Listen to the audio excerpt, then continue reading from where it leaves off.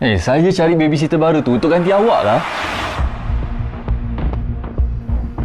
Awak, sini kejap. Eden, saya... Nah, Ni tak apa.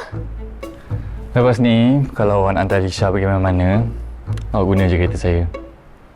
Saya tak sukalah awak bagi Aisyah naik skuter awak tu. Bahaya. Tapi Eden, saya memang tak reti nak bawa kereta. Lesen pun tak ada lesen. Lesen motor je. Bukan Papa. Kak Sam kata dia tak suka pun bawa kereta. Maksudnya dia tak nak pun lah kan? Kenapa tak nak? Bawa kereta tu lah best. Sejuk, ada aircon. Siap bergaya lagi. Panas tak kena, sejuk pun tak kena. Mana ada lah. Dah lah lambat. Lepas tu jamet lagi. Jamet tu. Tak suka. Jamet?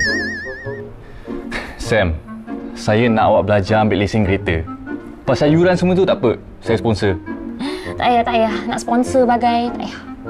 Ambil. Tak nak. Okay, fine. Maybe lepas ni saya nak kena cari babysitter baru lah kan.